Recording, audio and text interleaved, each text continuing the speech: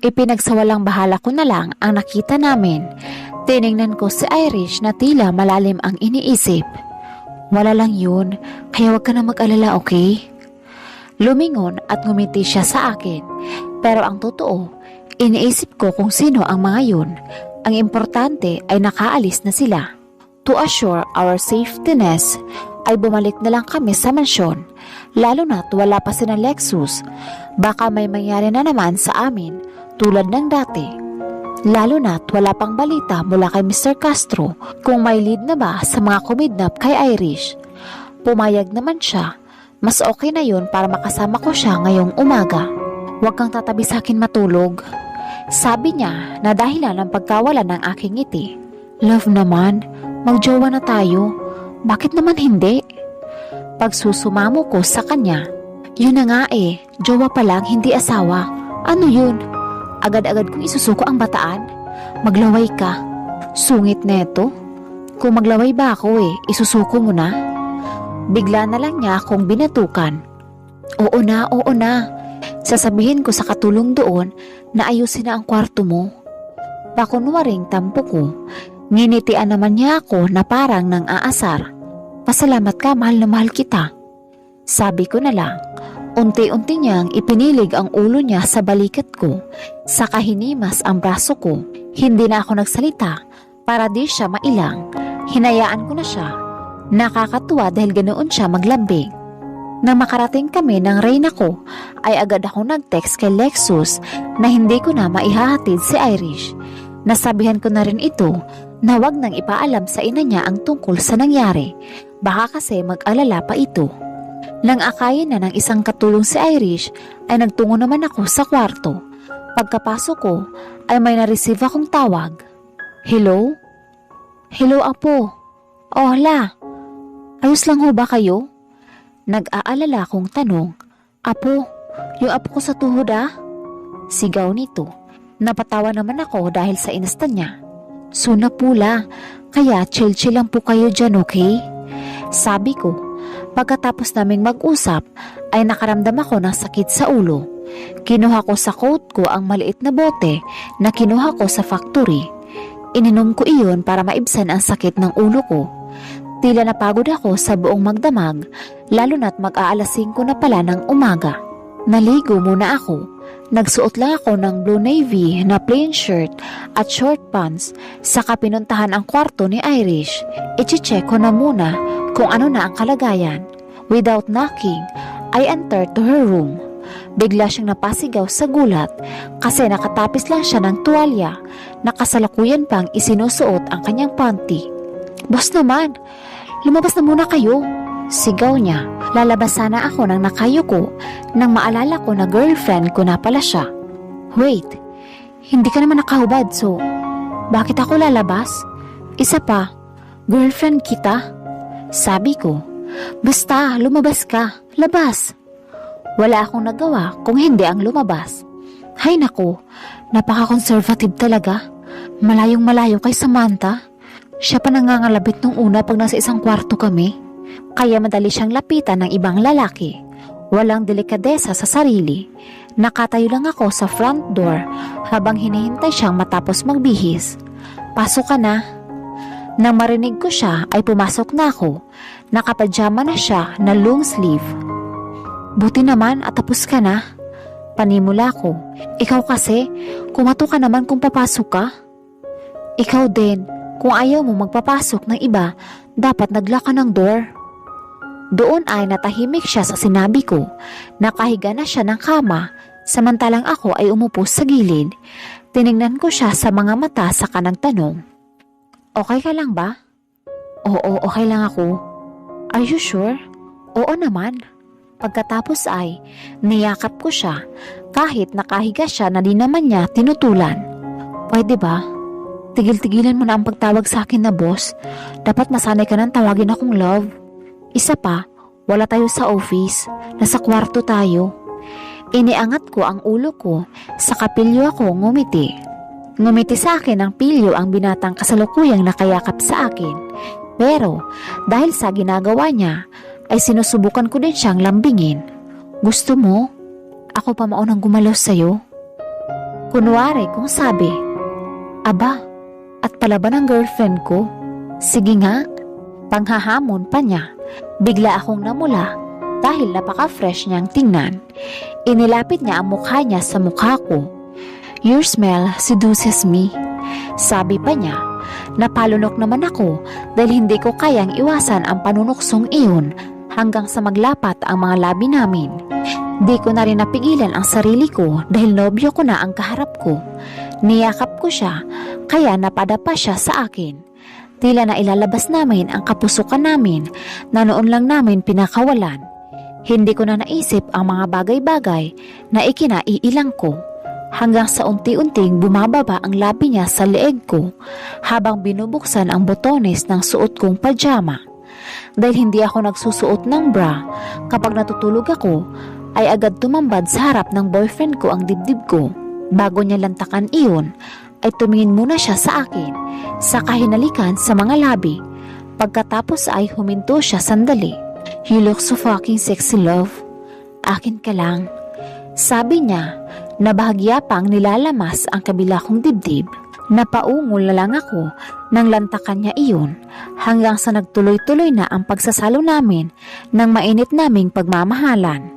Nang matapos namin ng ilang ulit ni Irish ang nooy pag-iisa namin, ay agad siyang nakatulog. Naiintindihan ko naman iyon dahil napagod siya. Isa pa, masakit ang bahagyang pinasukan ko, lalo na't bukod sa malaki si Alaga ay first time pa ng mahal ko. Nangingiti na lang ako habang naaalala ang ekspresyon ng mukha niya. Nangingiwi siya sa sakit at the same time ay nasasarapan. Yung habang inaangkin ko siya at doon lumalabas ang mga salitang walang bahid ng hiya na gusto kong marinig. Yan ang mga salitang nasasabi niya, lalo na noong sinasagad ko. Ang di matibag ay natibag na rin sa wakas. Maliwanag na at dinig ko ang mga manok na nagsisitilaukan pati mga ibon.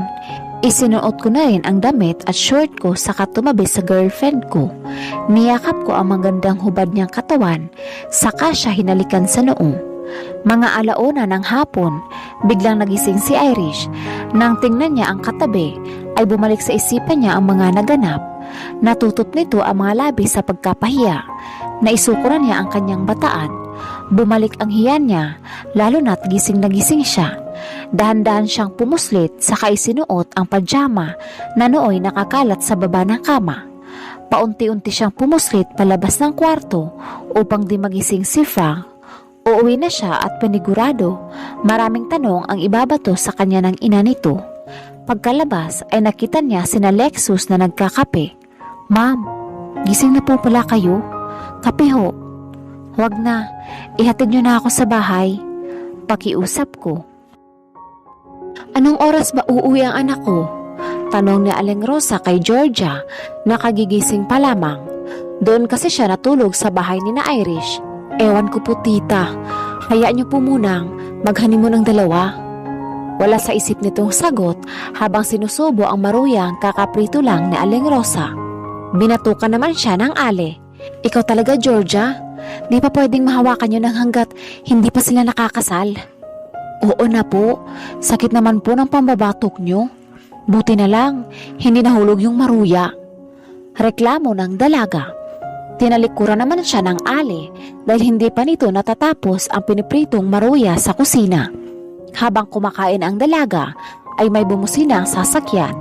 Sinilip iyon ni Georgia at nakitang sasakyan iyon nila Lexus. Bumaba si Irish na nakapajama at bitbit ang dress niya. "Tita, andito na po si Irish." Tawag ni Georgia. Agad-agad namang lumabas si Aling Rosa. Nang makita niya ang anak ay napangiti siya. Samantalang si Lexus ay umalis na. Nagtaka naman ang dalawa kung bakit hindi niya kasama si Frank. "Hindi ka hinatid ng boyfriend mo?" Tanong ni Georgia. "Hindi ako nagpahatid. Tulog pa kasi siya. Hinayaan ko muna siyang magpahinga." Sagot ni Irish. "Di nga pala kayo umuwi ng madaling araw?" Tanong ni Aling Rosa. "Nakipag-usap po muna siya tungkol sa project." "Project daw," sabi ni Georgia nang umiwi pa ang mukha na tila ayaw maniwala. Ngayon anak, magsimula ka na mag-ayos, okay? May boyfriend ka na. Mahiya-hiya ka na dahil boss mo pa siya. Pangangaral pa ng kanyang ina. Manaman. Saka nagtawanan ang dalawa dahil namula na naman ang pisngi nito. Tila natutuwa sila sa pang-aasar dahil nagka-boyfriend na siya. Sa kabilang banda, habang papauwi si Lexus ay natanaw niya ang umpok ng tao. May mga reporters at kapulisan na tila may pinagkakaguluhan. Nakiusyoso siya. Lumusot siya sa mga taong nakatayo sa tabi ng barricade tape. May nakahawing madamong bahagi doon. May lalaking tinabunan ng mga damo. Kinilala niya ito. Naka-Amerikana. May mga tama ng baril, mataba at maputi. Mr. Oy? Naibulong na lang niya sa kanyang sarili. Kailan niyo po nakita ang bangkay?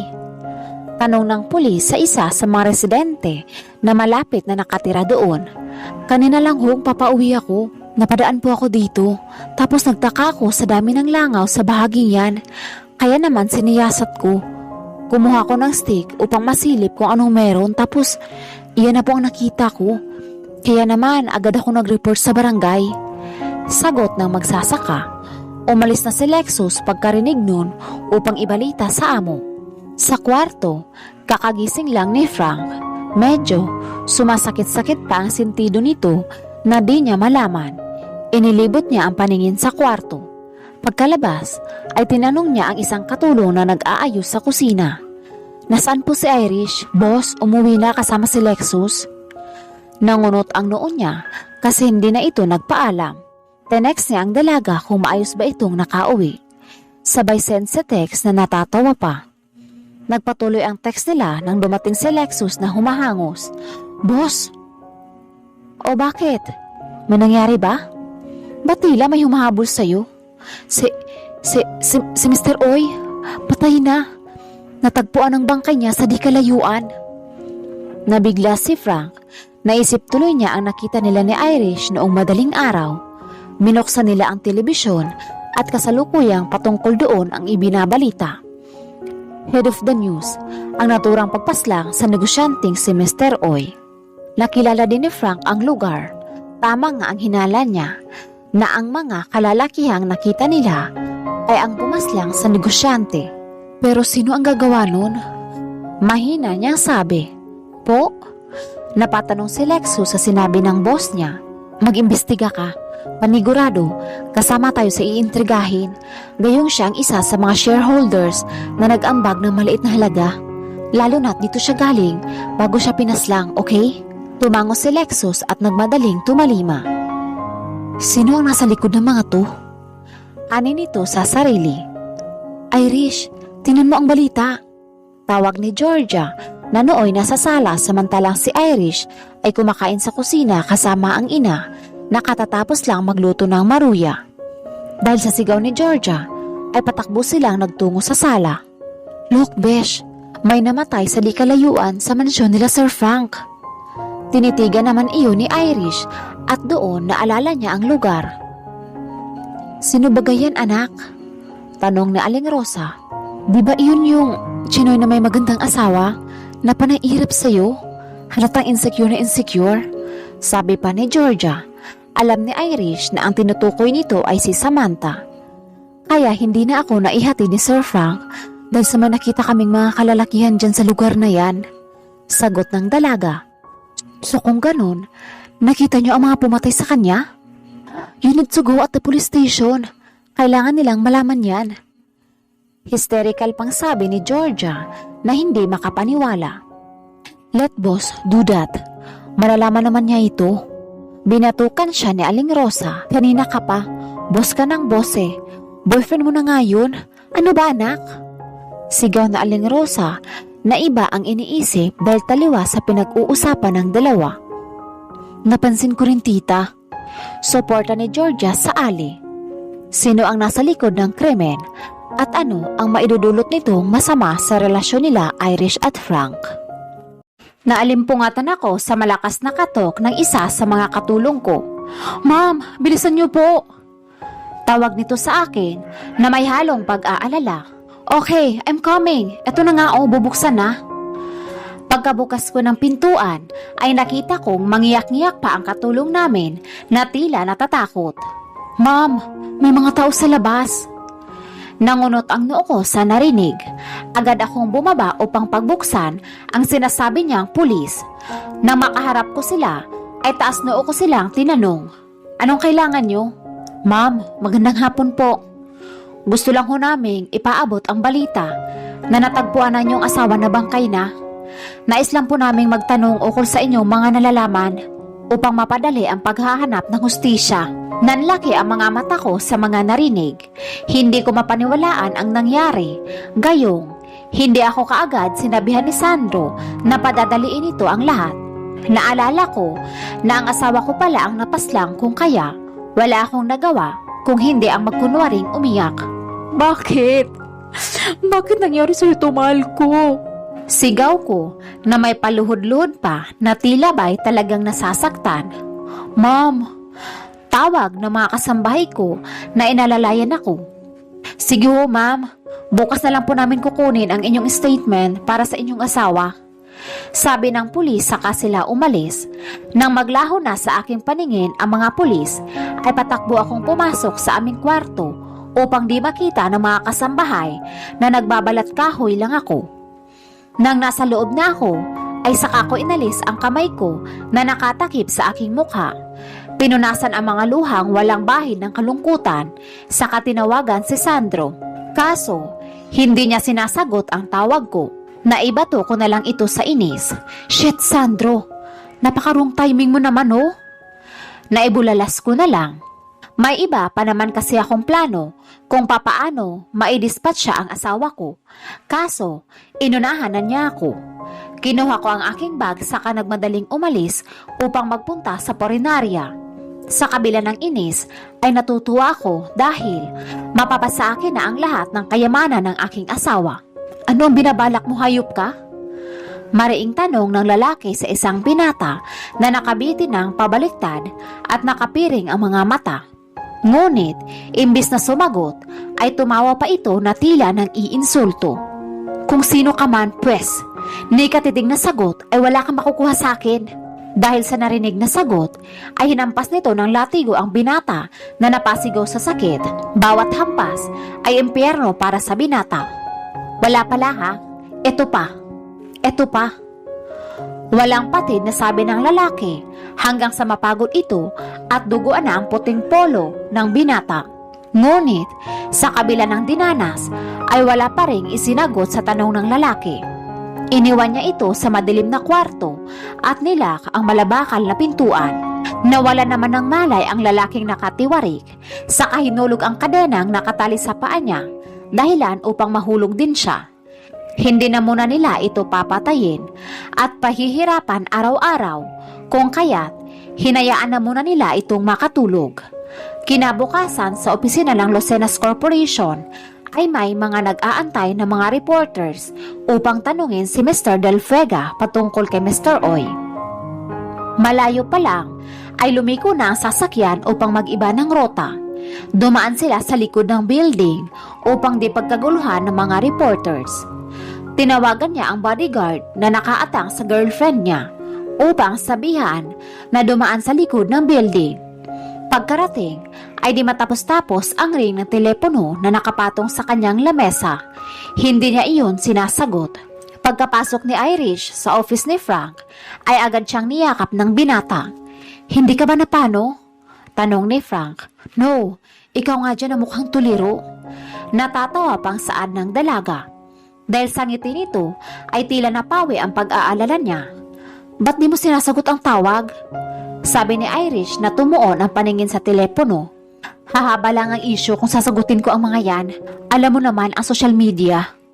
Ginagawa exaggerated ang bawat topic." Paliwanag ni Frank. "Pero paano yung nakita natin noong madaling araw?" Pag-aalalang tanong ng dalaga. "We will report that at the police station without any interview." Tama nga ang boss niya. Kailangan nilang ihayag ang nalalaman nila sa pribadong paraan upang maiwasan ang pakikisawsaw ng iba tungkol sa kaso ni Mr. Oy. "Boss, nawawala po si Sandro. Kahapon pa daw hindi nagpapakita, simula nang mamatay si Mr. Oy." Pagbabalita ng isang bodyguard na humahangos pa dahil sa pagtakbo. What? Wait, wala ba siya sa bahay? Tanong ni Frank. Dahil sa nalaman, ay mukhang magkakaproblema ang kumpanya nila. May pinaghahandaan ka bang laban? Bakit parang pinag-iinitan mo ata yung puno? Usisa sa akin ni Taylor. Nakakainis. Ngayon, tinadtad ko ng bala ang puno sa inis, knowing na may iba na si Irish. Naiinis siya kay Frank. Hindi ko na lang sinagot ang tanong niya upang hindi bumaling sa kanya ang init ng aking ulo.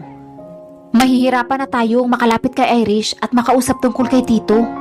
Panigurado kasing aali-aligid na naman si Frank sa kanya. Dahil sa narinig ko, ay agad kong itinuto ang baril kay Taylor. Nakakaboyset na ang mga lumalabas sa bibig niya. Anong sabi mo? Nangangalaiti kong sabi. Wait. Luis, magunos dili ka. Tarantang sabi niya na nooy nakataas ang mga kamay. Bagya akong nahimasmasan kaya naibaba ko ang baril saka tinalikuran siya. Hindi naman siya nagtanong ulit dahil napagtantunan niya na mainit talaga ang ulo ko. Tumigil muna ako sandali at nagsalita. Kahit anong mangyari, kailangan natin siyang makuha para sa ama niya. Sabi ko na hindi man lang lumilingon. Hindi ko alam kung dahil talaga para sa ama niya o di kaya ay para maangkin ko siya. Basta, ang importante ay umanib siya sa grupo upang siya na ang mamamahala sa pamana ng kanyang ama at ako ang magiging kasosyo niya. Ipinahayag ni na Frank at Irish ang nalalaman patungkol sa nakita mga kalalakihan noong madaling araw pagkatapos ng selebrasyon. Isinalarawan nila kung anong itsura at kulay ng sasakyan, ngunit hindi nila nakita kung anong plate number ang gamit nito. Pagkatapos ng interview, ay bumungad sa kanila ang mga reporters na nais magtanong ukol sa pagkamatay ng Chinoy na negosyante. Mr. Del Fuega, may kinalaman po ba kayo patungkol sa pagkamatay ni Mr. Oy? Tanong ng isang reporter. Ano po ba ang nalalaman nyo tungkol sa kaso? Tanong ng isa pa. Si Irish ang humarap. First and foremost, kung may binabalak si Mr. Del Fuega, napakalantaran naman. Nasa birthday pa niya mismo tinuon. The project is getting succeed. Kahit maliit ang ambag niya. No reason for killing a loyal shareholder of the company. Hindi ko alam kung mga reporter ba kayo o ano. Think of your questions. Napaka-stupid. Napamaang ang lahat sa inasta ng girlfriend ni Frank. Kaya nasapawan ang balita ukol sa pagkamatay ni Mr. Oy. Ang inilalabas naman na headline ay ang tungkol sa kanilang relasyon at ang bonggang pagko-confess ni Frank. Lumipas ang ilang araw na hindi nadawit ang pangalan ng kanilang kumpanya sa pagkamatay ni Mr. Oy. Pagkarating nila Frank, Irish at iba pang negosyante sa bahay nila Samantha, ay nakita nilang naglulupasay ito sa iyak. Asawa ko, bakit mo ako iniwan? Hagulhol ni Samantha na tila totoong totoo. Nakikiramay kami sa'yo, sabi ni Frank. Ganon din ang iba na nakatayo sa tabi ng ataol ni Mr. Oy. Ngunit, nagpatuloy sa pag-iyak ang babae. Hinagod ni Frank sa likod ang babae upang aluin. Niyakap siya ni Samantha upang doon magdrama. Nabigla ang lahat sa inakto nito, subalit walang sumita, lalo na't namatayan ito liban kay Irish. Nainis siya sa inakto nito. Kung ang lahat ay nabibilog niya, pues hindi siya. Baka mamaya niyan, bumangon ang asawa mo dahil nangyayakap ka ng ibang lalaki. Imbes na mamahingaan na matiwasay ang asawa mo mukhang may babalikan pa ata siya. Pang-uuyam niya. Hindi nakapagsalita ang iba dahil hindi nila alam kung paano sasagutin si Irish. Gayong tama naman ito. Mismo sa harapan ng ataol ay nakayakap siya sa dating karelasyon si Mr. Del Fuega. Hindi rin nila masita si Irish dahil boyfriend niya si Frank. Kumawala si Samantha na hinahayaan ni Frank na yumakap sa kanya dahil inintindi niya na namatayan siya. Tumingin ng masama si Samantha kay Irish, ngunit walang emosyon at kakurap-kurap si Irish na nakipagtitigan sa mortal na kaaway. Dahil doon ay pumagit na si Frank, lalo na't nakahakot na sila ng atensyon. Naging masama tuloy ang impresyon nila kay Irish. Nag-walk out ang dalaga dahil hindi niya matagalan ang plastic na si Samantha. Umiyak ulit ang babae at bago pa masundan ni Frank ang nobya, ay niyakap na siya kaagad ni Samantha. Huminga ng malalim si Frank at di na nakasagot. Bagkus ay hinawakan niya ito sa braso, saka inilayo sa kanyang sarili. Lumingon siya sa isa sa mga nakikiramay at tinanguan na wari sinisinyasan nito na lumapit. Napamaang naman ang babae na tila nautal pa dahil sa napakagwapong lalaking tumawag sa kanya. Ako ho?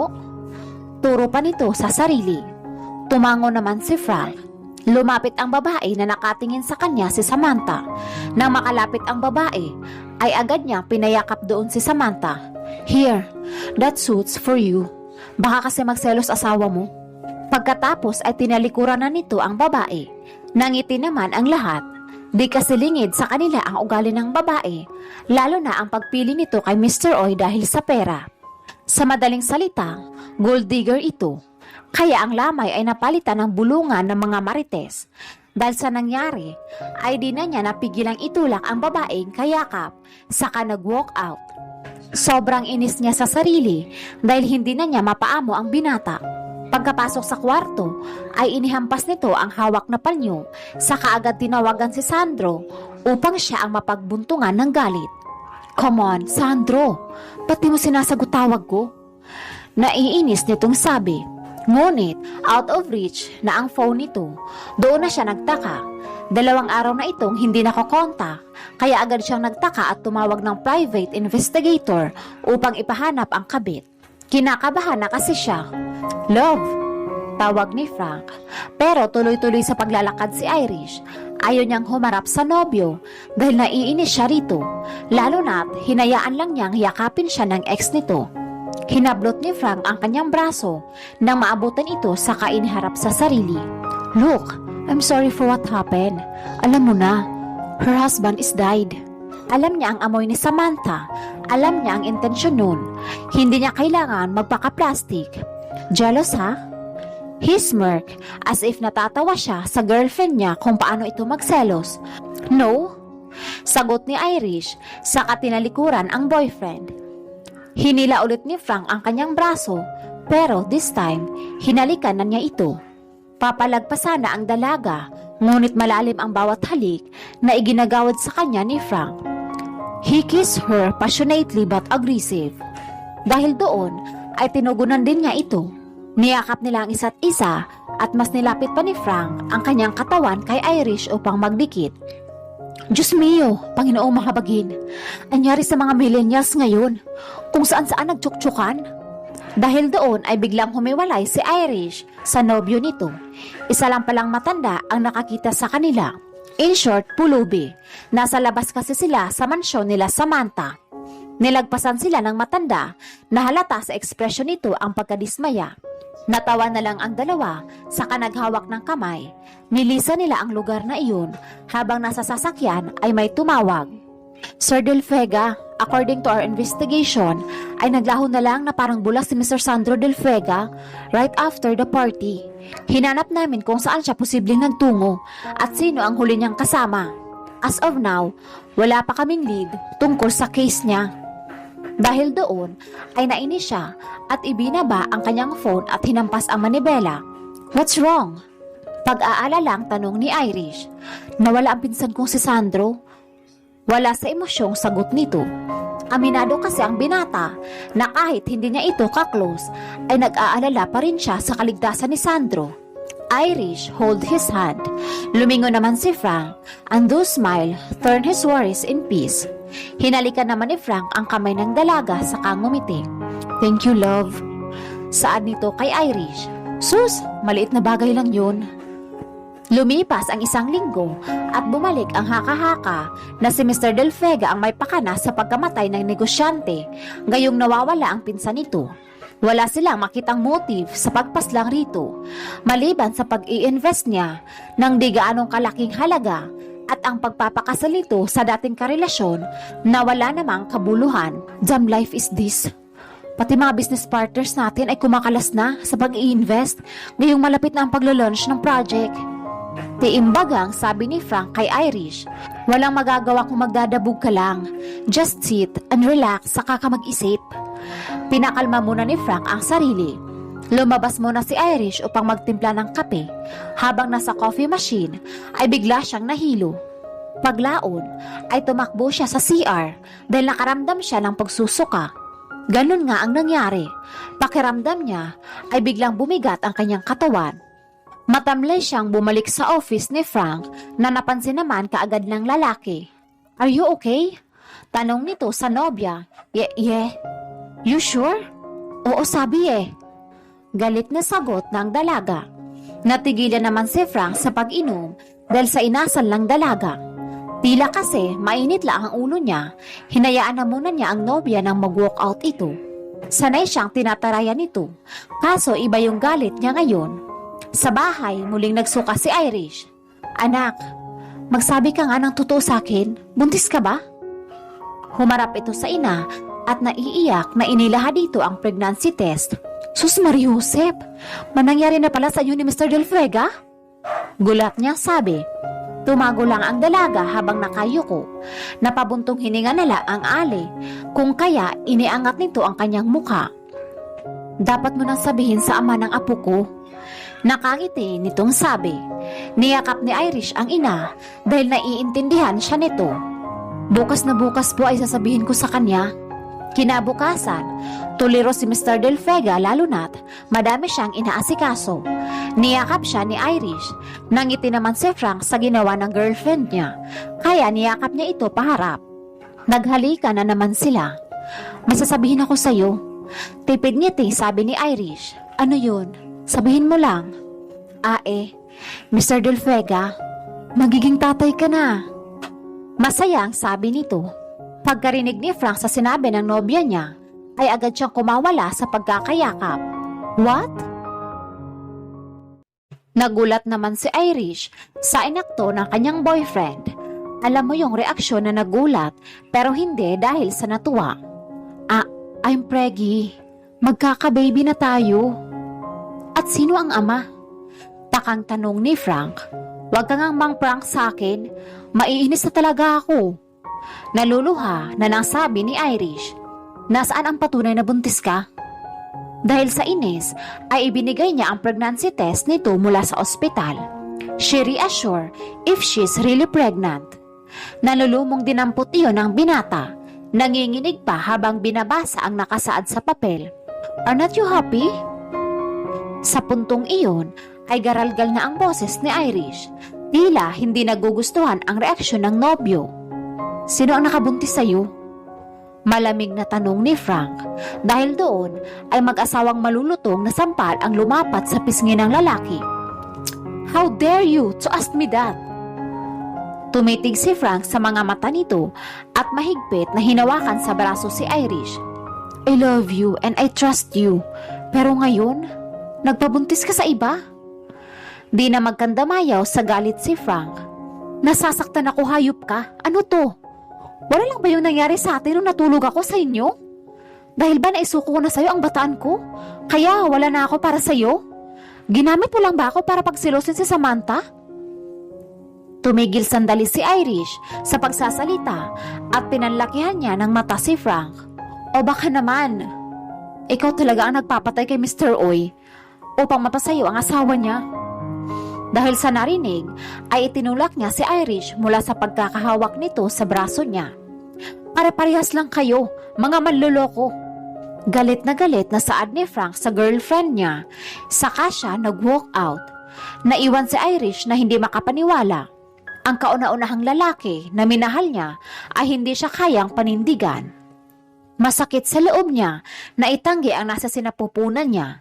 Naiinis siya, nagagalit, kung bakit siya nahulog sa boss niya na hindi pa pala nakaka-move on ata sa ex niya.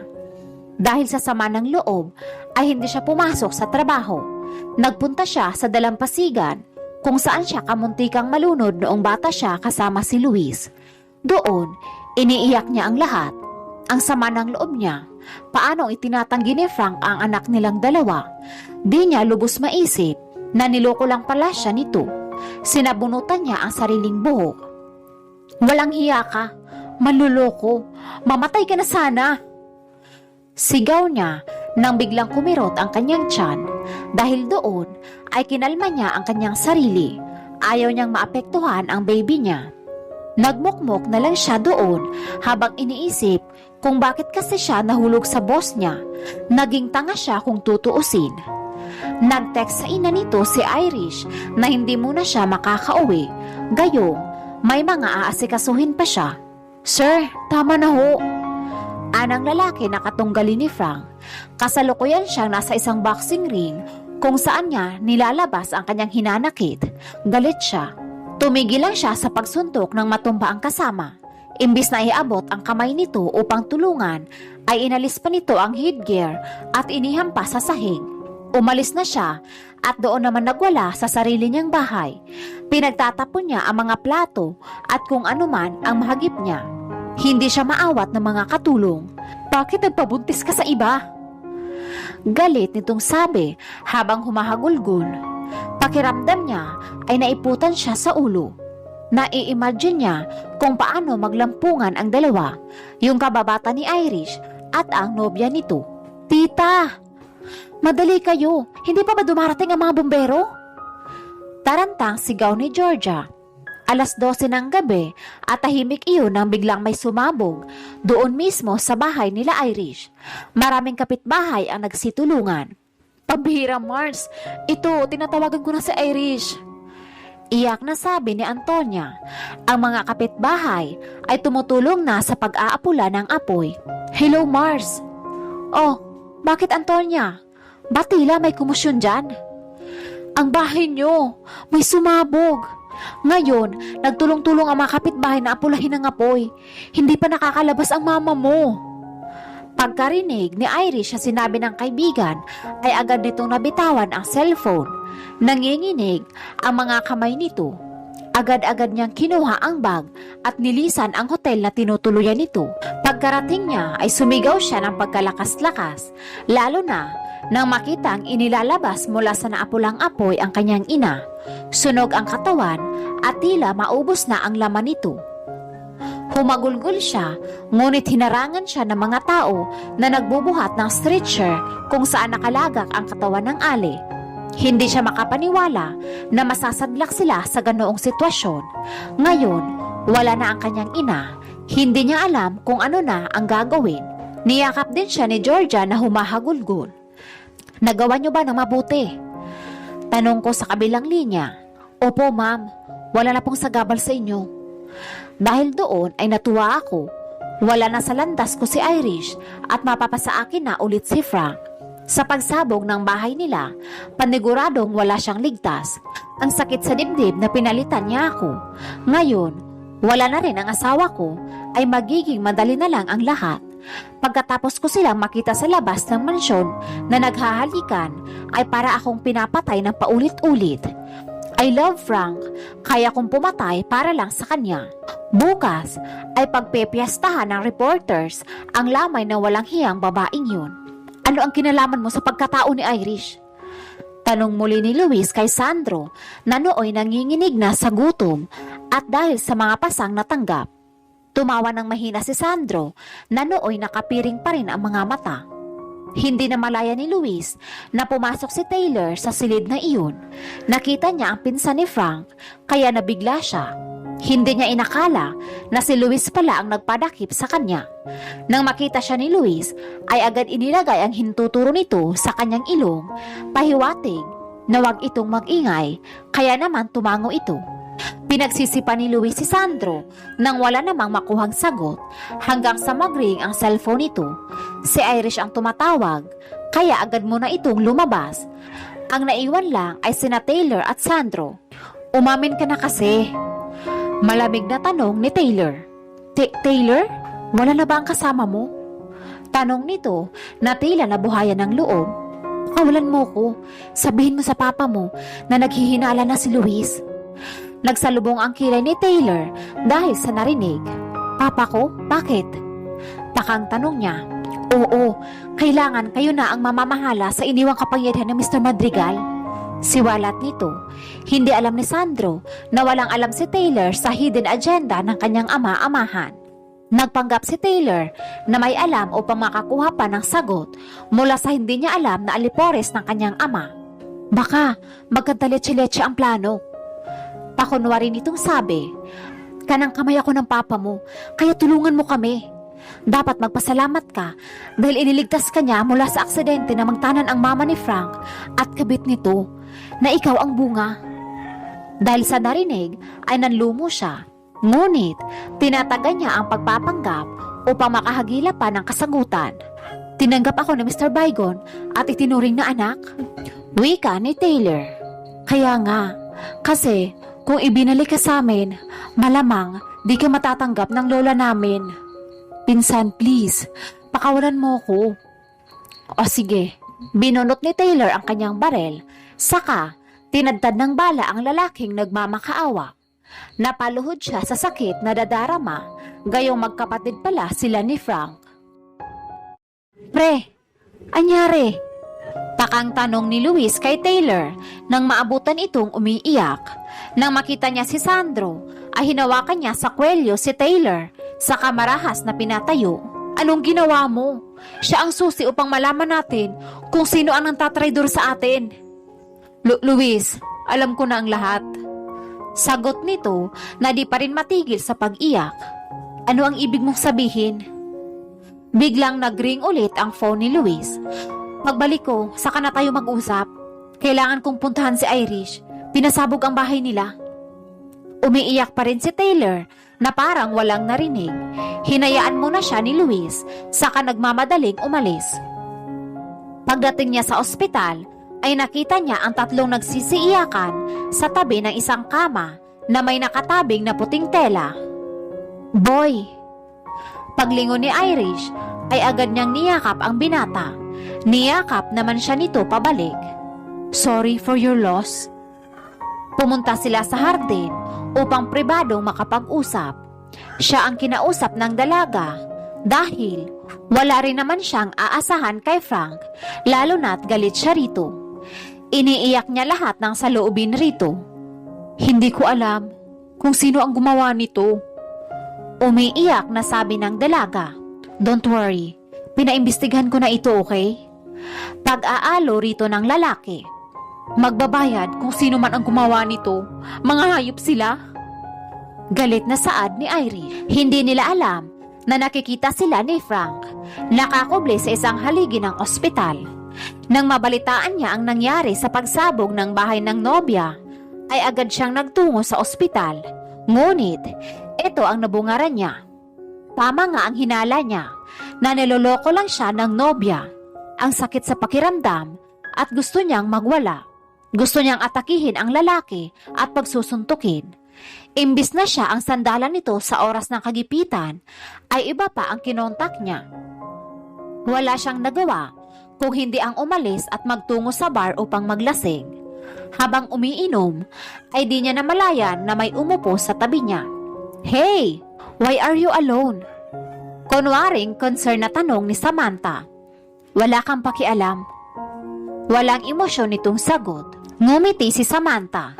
Kinuha niya ang inumin ni Frank upang siya ang uminom. Aagawin sana ng lalaki, ngunit huli na. Ba't mo ba iyon ininom? Galit niyang tanong. Oh, sorry. I didn't mean it. Kalmadong sagot ng babae. Bartender, 2 glass of tequila please. Utos ni Samantha. Di na lang pinansin ni Frank at nanahimik lang. Lasing na ang lalaki, ngunit ayaw pa din tumigil sa kakainom. Hanggang sa nag-decide itong mag-CR. Iniwan niya ang babae. Hindi niya alam na naiwan ito sa table ang cellphone. Biglang tumawag si Irish at ang sumagot ay si Samantha na kunot ang noo nito. Ang alam niya kasi ay patay na ang babae. Ngunit sa kabila nun ay sinagot pa rin niya ito. Sa pagbabakasakaling, kaibigan ni Irish ang gumamit ng cellphone niya upang ipaalam kay Frank na namatay na ang dalaga. Frank, patay na ang mama ko. Bungad ng kabilang linya na para bang humahagulhol. Dahil nakumpirma nito na hindi pa pala namatay si Irish, ay nagsalita siya. Pwede ba? Huwag mo kaming istorbohin? Sabi ni Samantha, saka ibinaba ang phone. Pagbalik ni Frank, ay umorder ulit ito ng inumin sa kabila ng kalasingan. Wala siyang kaalam-alam sa ginawa ng babae sa girlfriend niya. Nakatulog na ito, hindi kasi niya alam na nilagyan ni Samantha ang iinumin nitong alak na pampatulog. Hindi pa nag 1 minute ay biglang bumagsak si Frank sa lamesa. Tulog na siya dahil sa sobrang kalasingan at sa gamot na ininom. Dahil malaki at matigas ang maganda nitong katawan, ay pinabuhat niya ito. Nagtungo sila sa isang hotel. Nang makapasok, ay agad hinubara ni Samantha ang lalaking nagpatibok sa puso niya. Noon pa man, ay pinagnanasaan na nito ang lalaki. Pinaghahalikan niya ito nang biglang magsalita si Frank. "Irish, mahal ko. Don't leave me please." Sabi ni Frank na mahinang tinig dahil natutulog pa ito. Dahil doon ay nawala ng gana si Samantha at humiga na lang ito sa tabi ng binata. Niyakap na lang niya ito. "I love you, Frank," sabi ni Samantha, saka hinalikan sa pisngi ang binata bago natulog. Nanginginig namang natumba si Irish sa narinig ng babae. Alam niyang si Samantha iyon, kung gayon ay kumpirmado na magkasama sila. "Ano nangyari?" Tanong ni Luis na bahagya pang sinalo ang dalaga mula sa pagkatumba nito. "I'm pregnant, Luis. Akala ko totoo si Frank. Akala ko mahal niya ako. Ngayong buntis ako, saka ko nalaman na iba pala ang mahal niya. Sana bangungot na lang ang lahat ng ito. Nawala na sa akin ang lahat. Si Papa, si Mama, at ngayon, ang akala kong lalaki na masasandalan ko sa panahon ng hinagpis." Sobrang sakit ang nadarama ng dalaga. Hindi niya matanto kung kakayanan pa ba niya ang lahat ng pagsubok. Matapang siya, pero hindi niya akalain na darating siya sa puntong magpapatong-patong ang pagsubok na kakaharapin niya. "Andito pa ako. Hindi kita papabayaan. I promised you. Isipin mo na lang ang baby mo. Kailangan ka niya, kaya please lumaban ka. Ilalayo kita dito upang makapagsimula ulit." Pag-aalo ni Luis. Dahil sa narinig ay mas niyakap pa niya si Luis. Sa kabilang dako ay umuwi si Taylor upang kumprontahin ang ama nito tungkol sa totoong pagkatao niya, kung ampon lang ba talaga siya at anak ng ina ni Frank. Nang makarating siya sa sala ay nakita niya si Mr. Baygon sa veranda na may kausap sa cellphone. Dahan-dahan siyang lumapit at pinakinggan ang pinag-uusapan. "Make sure that everything is okay. Kailangan plansyado lahat. Hanapin niyo si Sandro at ayusin ninyo ang pagdispatcha sa anak na magaling kong kapatid. Lalo na't, nobyo na nito ang kapatid ng ampun ko," sabi ni Mr. Baygon sa kabilang linya. Parang gumuho ang mundo ni Taylor sa nalamang katotohanan. Pakiramdam niya ay ninakaw ang totoong katauhan niya at ang masaklap ay lumaki siya sa buong kasinungalingan. Ang tinitingalang ama at iniidolo ay masamang tao pala na ang tanging kagustuhan ay kapangyarihan. Mabuti at nakiadib na rin sa atin ang ibang grupo ng mafia nang sa ganon ay mapatalsik natin ang grupo ni na Luis. Ako na ang hahawak sa trono ng namayapa kong kapatid at hindi si Luis o ni Irish. Pati ang ampun ko ay huli kong tatapusin. Saad pa ni Mr. Baygon bago tinapos ang tawag. Napaatras si Taylor at nagtungo kaagad sa likod ng sofa. Nang makapasok sa kwarto ang matandang panot, ay agad siyang lumabas sa mansyon at tinawagan si Luis. "Luis, ihanda mo ang kupunan niyo. Kailangan nating tumakas ngayong gabi. Ihanda rin ang private plane. Pumunta tayo sa lugar na alam mong di alam ni Papa." Natataranta niyang sabi kay Luis na nasa kabilang linya. Bakit? Taylor, ano ba?" Nag-aalala ang tanong ni Luis. "Basta, saka ko na ipapaliwanag pag nakaalis na tayo. Sasabihin ko ang lahat." Huling sabi ni Taylor na nooy nagmamaneho na ng sasakyan gamit ang sports car niya. Tanong ni Irish na namumugto pa ang mga mata. "We need to go. Sasama ka sa akin. Saka na ako magpapaliwanag pag nakaalis na tayo.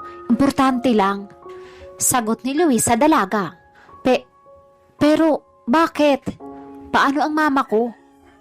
"Dadalhin natin siya. Basta, wag na maraming tanong." Nagmadali silang pumanhik sa itaas upang dalhin ang bangkay ni Aling Rosa. Kasama nila ang ilang private nurse na maghahatid sa private airplane. Si Antonia lang ang natagpuan nila sa kwarto. Mars, ano to? Bakit tila hinahabol kayo ng turong walang ulo? Tanong ni Antonia na kinakabahan na rin dahil sa pagpapanik ng kaibigan at ang binatang si Luis. Sasama ka sa amin. We need to go. Delikado na ang buhay natin dito. Ani Irish na napapaluhan na naman. Ano? Si Georgia.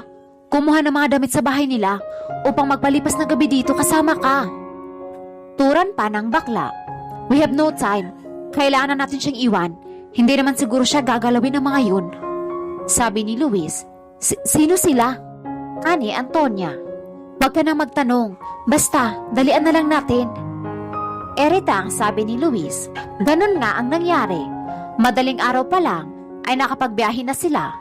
Namamangha si Antonia dahil nakasakay sila sa private airplane, ngunit nagtataka kung saan sila pupunta. Luis, ano ba talaga ang nangyayari? Explain it to me. Naguguluhang tanong ni Irish. Later, pag nakausap ko na si Taylor, he knows something. Ipahinga niyo muna ang sarili ninyo habang hindi pa tayo dumarating sa ating destinasyon. Tumango na lang ang dalawa na halata sa mukha nila ang pag-aalala. Naalala tuloy ni Irish si Frank. Nasasaktan siya na mawawalay siya sa lalaking mahal niya. Sa kabila ng pagtanggi nito sa anak niya, ay di niya kayang baliwalain ito. Hinawakan naman ni Luis ang kamay ng dalaga. Nakaramdam ng comfort si Irish sa piling ni Luis. Kahit papaano ay may maaasahan siya sa panahon ng unos, di lang gwapo kundi mabait rin. Kinabukasan ay nagising si Frank na hubot-hubad, sa tabi nito ay si Samantha na mahimbing pa ring natutulog. Agad-agad siyang bumangon at nilisan ang hotel. Kahit may hangover ay tiniis niya iyon makalayo lang sa babaeng kinamumuhian niya. Habang nagdadrive ay may tumawag. Mr. Del Vega, can you come at the laboratory? Tanong ni Dr. Santiago na sa kabilang linya. Doon nga siya dumiretso. Pagdating niya ay agad niyang hinarap ang doktor na tila may pinag-aaralan. Doc, may problema ho ba sa produkto? Tanong ni Frank. Gusto ko lang itanong kung saang drawer ka ba kumuha ng capsule? Tanong ng doktor. Agad namang itinuro ni Frank ang pangalawang drawer. Kaya pala kulang. Nasa first drawer kasi ang mga capsule para sa sakit ng ulo at stress. Yung kinuha mo kasi ay mga medicine na isasama sa mga project na di pa natapos. Pinag-aralan pa. Now tell me, ginamit mo ba? Paliwanag ng doktor. One time lang po. Bakit? Ano po ba ang epekto nun? Tanong ni Frank. Kailan at ilan? Isang beses lang po. Ang epekto nun ay magkakaroon ka ng mild amnesia. Pag nakainom ka nun, ay 6 hours ang mabubura sa iyong memorya. Pero don't worry, yun lang naman kaya kung isang beses mo lang yun nagamit, walang problema. Sabi ng doktor. Dahil sa narinig, ay agad nag-flashback ang sinabi ng nobya na may nangyari sa kanila. Ang huli niyang naalala ay ang pag-inom niya ng gamot. Naalala tuloy niya ang sinabi ng nobya sa office tungkol sa baby nila. Hindi na nagpatumbik-tumpik pa si Frank at agad umalis nang hindi na nagpapaalam sa doktor. Pumunta siya sa bahay ng dalaga. Kaso nanlumo siya nang makitang natupok na ito ng sunog kinagabihan. Mr. Del Vega! Tawag ng babae. Nang makita siya ni Frank, ay agad naman niya itong nakilala. Si Georgia pala. Nasaan si Irish? Ang unang bungad sa kanya ng binata. Ewan ko, hindi ko alam. Kagabi lang pagka-uwi ko dito upang kumuha ng damit para makapagbantay sa bangkay ni tita. Pagbalik ko, wala na sila. Saan na nga ba nagtungo sila Irish? Mahahanap pa kaya sila ni Frank? Gayong nalaman na niya na sa kanya pala ang sanggol sa sinapopona ni Irish. Kasalukuyang nasa Espanya sina Luis. Manghang-mangha ang dalawa sa nakikita. Lalo na't napakaganda ng lugar. Hindi akalain ni Irish na ganito pala kayaman ang kababata niya. Hanggang pumasok sila sa isang mansyon na puro glass wall ang pader. Nang pindutin ni Luis ang isang parang remote, ay biglang natakpan ang glass wall ng puting tutuong pader na lumabas sa lupa. Grabe, napakabonggalis naman dito. Aba, dito na lang tayo forever. Tutal, mayaman naman si Papi Luis. Natutuwang saan ng baklang si Antonia. Siniko naman siya ni Irish dahil natutuwa ito samantalang siya ay tinutubuan na ng kuryosidad ukol sa totoo nitong pagkatao. Luis, pwedeng ma-explain ka sa akin kung bakit tayo nandito? At bakit ganito ka kayaman? Pangungumpronta ng dalaga. Let's talk about it tomorrow. Magpahinga muna tayong lahat. And by the way, ipapakremate natin ang mama mo upang madala mo kahit saan. Sabi ng binata na may halong pagsusumamo rito. Dahil sa sinabing iyon ni Luis, ay naalala na naman ni Irish na wala na nga pala ang nanay niya. Inalo naman siya ni Antonia at pati si Luis ay lumapit na rin rito. Magpapakatatag ka please, lalo na para sa anak mo. Makakasama yan sa kanya kung lagi kang emosyonal. Naiintindihan ko na wala na ang mama mo, ngunit kailangan mo tatagan ang sarili mo. Hinagkan siya ni Luis at siya na mismo ang gumayak sa dalaga papunta sa magiging kwarto nito. Samantalang si Antonia ay inihatid ng mga katulong sa kanyang magiging silid. Nang medyo umukay na ang dalaga, ay iniwanan niya na ito sa kwarto. Nasaan si Taylor? Tanong ni Luis sa mayordoma ng mansyon. Naghanap po siya ng minibar kaya doon po namin siya hinatid. Aning mayordoma na may katandaan na. Agad nagtungo doon si Luis. Nakita niyang panaiiyak ito habang nagwawalwal. Pre, ano bang problema mo? Galit na sabi ni Luis.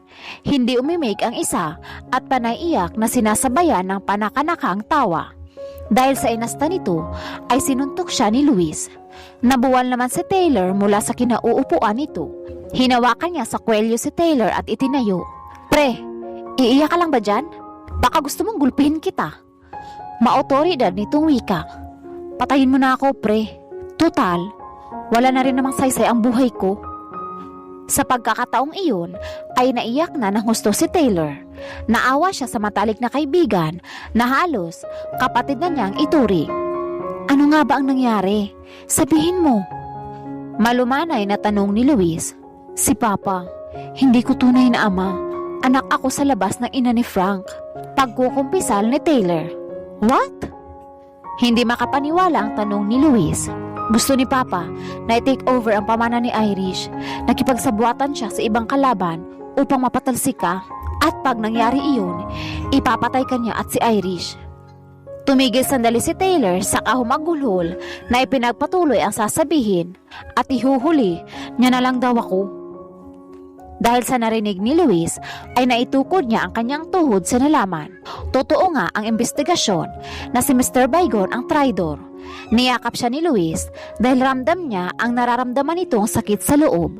Wala na siyang magagawa kung hindi ang patalsikin ang kapatid ng kanyang ama. Sa kabilang dako ay nag-uusap sina Georgia at Frank tungkol kina Irish. Basta ang kasama lang niya kagabi ay sina Luis at Antonia. Na makarating ako sa ospital ay wala na sila. Sabi ng mga nurse ay emergency daw kung bakit sila umalis. Ang weird kasi nagmamadali sila. Paliwanag ng babae. Hindi kaya kinidap sila ng Luis na yun? Nag-aalalang tanong ni Frank. No. According sa nakakita sa kanila ay nagmamadali sila. Wala naman daw puwersahang nangyari. Frank, tulungan mo kong hanapin sila. Nag-aalala na ako. Mangiyak-ngiyak na sabi ni Georgia. Tumango si Frank. May tumawag sa cellphone niya kung kaya. Agad niyang sinagot ang bagong numero na tumatawag sa kanya. Hello Frank, it's me Samantha. Bungad ng kabilang linya. Well, wala akong panahon makipag-usap ngayon kaya pwede ba? Huwag ka nang tumawag. Inis na tugon ni Frank. Akmasan na niyang ibababa ang cellphone nang agad magsalita si Samantha. It's about Irish. Can you come with me? Kung gusto mo pa siyang makita. Dahil sa narinig, ay wala na siyang nagawa kung hindi pakinggan ito. Desperado na siyang makita ang kasintahan kahit sa anong paraan. Where is she? Puntahan mo ang lugar na i-message ko sa'yo. Huling sabi ni Samantha bago ibinaba ang tawag. Sino yun? Tanong ni Georgia. I need to go. Hanapin ko ang mag-ina ko. Nagmamadaling umalis si Frank. Pagkarating niya sa lugar ay may nakita siyang maliit na yate. Nakita niya si Samantha na nakasakay doon. Sinenyasan siya nito na sumakay din upang makapag-usap sila. Kaya kahit ayaw niya ay sumakay pa rin siya. Pagkasakay ay agad na nilapitan ang babae na nooy nakahawak sa kopeta na naglalaman ng red wine. Hinawakan niya sa magkabilang braso si Samantha nang napakahigpit sa kanang tanong, "Where is she?" Tumawa naman ang isa. "Relax, Frank. Ituturo ko din sa'yo, pero umupo ka muna. I will tell you something. Wala na akong oras, kaya pwede ba? Sabihin mo na sa akin kung nasaan siya." Imbis na sumagot, ay inabot ni Samantha ang isang kopeta ng wine. Imbis na inumin, ay itinapon niya ang kopeta sa sahig dahilan ng pagkabasag nito. Makikita ang pagdidilim ng mukha ni Frank sa labis na galit. Papalaot na rin noon ang yate. "Makikipag-usap ka ba sa akin o hindi mo na makikita si Irish?" Aniya. Dahil sa narinig, ay pilit pinakalma ni Frank ang sarili at hinarap ang babae. Umupo sila sa isang nakalaan na upuan doon, saka mahinahong nag-usap. Ngumiti si Samantha nang napakapait. "Mahal mo ba talaga siya o pinagsiselos mo lang ako?" Napatawa naman ang mahina si Frank na tila nang iinsulto. "Paano mo nasabi na pinagsiselos kita? Kasal ka na at matagal na tayong wala." "Oo, matagal na nga tayong wala, pero hanggang ngayon, mahal pa rin kita. Please, Frank, come back to me." Pagsusumamo ng babae. "Will you please stop? Nasaan ang babaeng mahal ko?" "Frank, sabihin mo sa akin na ako pa rin ang mahal mo. Gagawin ko ang lahat para sa'yo at hindi na kita iiwan ulit. Please?" "Tumigil ka na sa kahibangan mo, Samantha. Wala na tayo at hindi na kita mahal. Kaya pwede ba? Ilabas mo si Irish." Imbis na sumagot, ay agad niyang niyakap ang binata na nooy nakatayo na mula sa kinauupuan niya at nagmamakawa ulit. "Bumalik ka na sa akin, please." Halos manglupasay na ito sa kakamakaawa nito kay Frank, ngunit hindi siya pinakinggan ng lalaki. Pilit na inalis ni Frank ang pagkakayakap sa kanya ni Samantha. "Pwede ba? Bitawan mo ko." Dahil hindi maawat ang dalaga, ay ginamit na nito ang kanyang lakas bilang lalaki. Malakas niyang inalis ang kamay ng babae saka itinulak. Dahilan upang mabangga nito ang upuan kanina. "Pasensya ka na, napilitan kong gawin yan dahil na rin sa'yo." Tila pumanhik ang lahat ng dugo ng babae sa ulo sa ginawa ng lalaking mahal niya. Tumayo ito at tumawa. "Do you think nandito si Irish?" Nagsalubong ang kilay ni Frank. "What do you mean?" Takang tanong ni Frank. "She's not here." Dahil sa sinagot ng babae, ay napamura ang binata. Tumulo ang mga luha ng babae at ngumiti na napakapait saka kinuha ang baril nito. Anong gagawin mo? Kung hindi ka mapapasakin, mas mabuting hindi ka na rin mapapakinabangan ng iba." Hindi na nakapalag si Frank dahil 2 beses pinaputukan ni Samantha ang binata.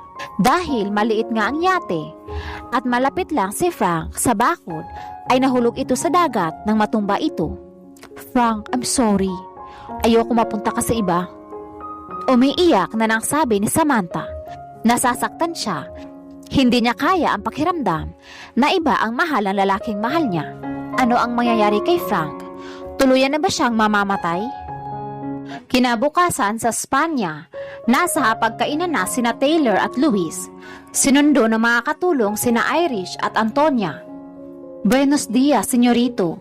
Your breakfast is now ready." Magalang nabati ng katulong, saka itinango ang ulo bilang pagbibigay respeto. Napangiti naman si Irish ng alanganin, tila hindi siya sanay na ginagawang prinsesa. Ganun pa may, minabuti niya tumayo at magtungo sa hapagkainan.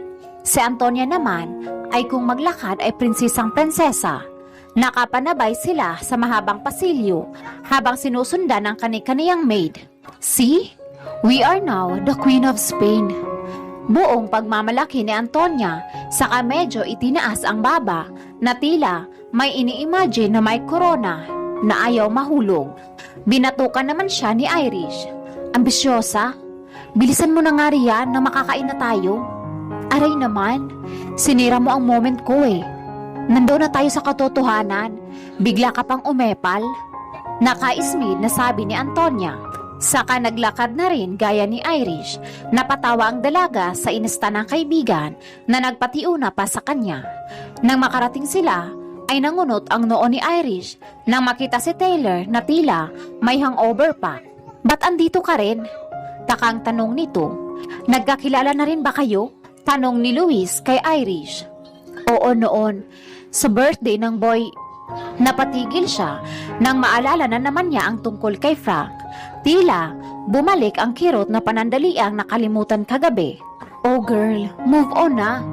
Andyan naman si Papi Luis, saka si Papi Guapito na para naman sa akin. O diba? May king na tayo. Ani ni Antonia na parang wala lang. Ayaw niya naman kasing mag-emote ang kaibigan. Tipid ngiti naman ang itinugo ni Irish sa kanila. Nang matuon ang paningin nila sa pagkain, ay doon lang nila napansin na sobrang dami at iba-ibang putahe iyon. Mauubos ba natin to? Sabi ni Irish. Obviously no. Ang mga di nauubos ay itinatapon na lang.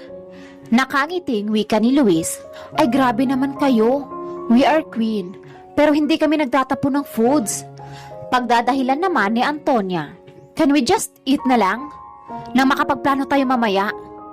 Inis na sabi ni Taylor na kanina pa walang imik dahil sa sakit ng ulo. Napatigil sila sa pag-uusap. Ganun na nga ang ginawa ng dalawa. Umupo sila sa katiningnan kung ano ang masarap kainin. Senyorita, your milk. Sabi ng isang katulong na nakatayo malapit kay Irish na may dalang mamahaling takuri. Muntik nang masamid si Antonia sa iniinom na kape. Nagmi-milk ka, girl? Natatawang sabi ni Antonia. I don't drink milk. I prefer coffee. Nahihiyang sabi ni Irish. Kailangan mo ang gatas para yan sa buntis nang maging malusog naman si baby pagkalabas. Sabi ni Luis na nakatitig sa kanya. Namula naman ang pisngi ni Irish dahil sa alalahanin siya ng binata. Mukhang may gwapong daddy na si baby. Kinikilig na sabi ni Antonia. Biglang tumayo si Taylor kahit di pa tapos kumain saka umalis. Taylor, saan ka pupunta? Tawag ni Luis. Matutulog, ano pa? Dahil sa tugon nito ay hinayaan na siya ni Luis. Alam kasi niya ang pinagdadaanan nito. Problema nun, anang Antonia. Naging maayos naman ang kanilang pagkain. Nang matapos sila ay pinapunta ng binata si Irish sa kanyang office. Inilibot pa ng dalaga ang paningin na tila namamangha sa mga nakikitang antigong larawan at kaayusan ng maliit na library. May ibibigay ako sa'yo, sabi ni Luis. Ha? Ano yun? Gusto kong malaman mo ang katotohanan tungkol sa iyong ama. Dahil sa narinig ay tila mas bumakas ang pagtataka sa pagmumukha ng dalaga. Bakit si Papa? Anong nalalaman mo tungkol sa kanya? Iniabot ni Luis ang kwintas kung saan nandoon ang picture nilang mag-ama sa loob ng heart na pendant. Ako to ah. Eto ba ang papa ko? Nalaglagan ang mga luha ni Irish. Paano na pa sa'yo to? Dahil ang ama mo mismo ang kumupkup sa akin. Ano yun? Iniwan niya kami tapos kumupkup siya ng iba? Teka, magkapatid ba tayo sa ama? May halong galit na sabi ng dalaga. No, noong nag-aaral tayo sa preschool ay hindi ko alam na anak kanya. Nakita lang kasi niya ako sa kalsada, pinakain, binihisan at pinag-aral. Kung kaya, napakalaki ng utang na loob ko sa kanya. Kung ganon, bakit niya kami iniwan? Pasigaw na niya ang wika. Hindi kasi niya inakala na mas marangya pa ang buhay ng kinupkop ng kanyang ama kesa sa kanilang mag-ina. Pinabayaan lamang sila. Ayaw na kasi ng mama mo. Sinusunyo niya ito. Kaso nagmatigas ang mama mo dahil sa galit. Walang araw na hindi kanya binibisita ng patago. Yang larawan na yan nakasama ka ay panahon kung kailan inahabilin ka ng mama mo sa kaibigan niya. Kaya nagkaroon siya ng pagkakataon upang makalapit sa iyo. Kalmado, ngunit pigil ang luha na nag-aabang tumulo dahil naalala niya ang kinikilalang ama. Siyang nagpaaral sa iyo. Yung mga scholarship mo, siya ang sponsor. Kaya nung nawalay ka sa akin, ayun pala ang panahon kung kailan ka pinalipat sa mas magandang school. Naluha na si Irish sa mga ikinuwento ng binata. Kung ganon, ba't di mo sinabi kaagad sa akin na papa ko pala ang kumupkup sa'yo? Sa pagkakataong yun, ay tuluyan ang napaiyak si Irish. Kasi hindi ko pa alam na ikaw ang anak niya. Noong ipinapahanap ka niya sa akin upang bantayan, ay doon ko na-realize na ikaw pala ang anak niya. Pero wala na si Papa. Wala na si Mama. Anong klaseng buhay to? Kaya pakatatag ka, nandito pa naman kami ni Baby. You'll be my queen. Napatangan naman ang dalaga sa sinabi ng binata. Hindi niya mapaniwalaan na may gusto sa kanya ito. Luis, buntis ako. At si Frank ang ama. I don't care whoever is his father. Mahal kita noon pa man. Kahit nabuntis ka ng iba, I'm still in love with you. Noong mga bata pa tayo, ipinangako ko sa sarili ko na ikaw lang ang babaeng mamahalin ko. Pero noong malaman ko may mahal ka ng iba, nagparaya ako. Ngayon, kung di mo pa kayang mahalin ako, maghihintay ako. Nagulat ang dalaga sa mga isinawalat ni Luis. Hindi niya inakala na matagal na pala siyang minamahal ng kababatan niya. Sa matagal ng panahon ay may nagmamahal pa rin sa kanya. Nangiti siya ng tipid, may kirot sa kanyang damdamin. Gusto niyang manggaling ang mga salitang iyon sa nobyong binaliwala siya. Mas naguguluhan siya sa sitwasyon, bukod kasi sa pinagdadaanan niya at nalaman tungkol sa kanyang ama, eto at may taong umaasa sa pag-ibig niya na nakalaan kay Frank. Pag-iisipan ko, Luis. Tumayo si Luis mula sa kinauupuan at lumapit sa dalaga. Tinitigan niya ito sa mga mata saka nagwika. Hindi kita minamadali. Kaya kong maghintay. Kung nahintay nga kita noon, paano pa kaya nakasama na kita ulit? She feel relief after what Luis said. Masaya siya at naiintindihan siya ng lalaki. Nagyakap sila nang walang ano-ano'y binuksan ni Taylor ang office nang hindi kumakatok. Mukhang nagkagulatan pa sila sa eksena. Pambihira ka naman. Moment na nga namin tapos pumasok ka pa. Inis na sabi ni Luis. Nag-meeting kayo tapos wala kayong pasabi. Sorry, date pala to. Kaya pala ni isang babae kahit sa bar ay di mo pinapansin. Si Mama Madrigal pala ang gusto mo. Ngumiti ng sarkastiko ang binata. Magkaano-ano pala kayo? Nakangiting tanong ni Irish. Okay na ba siya, Luis? Nalaman na ba niya ang tungkol sa papa niya? Kasi sasabihin ko na rin yung mga nalalaman ko. Sabihin mo na. Si Irish na ang tumugon kay Taylor. Ako? Ako lang naman ang nag-iisang anak ng tito mong si Mr. Baygon. Ay wait, ampun pala. Ngumiti nang napakapait si Taylor saka nagpatuloy. Kapatid ako ni Frank pero anak sa labas ng ina niya.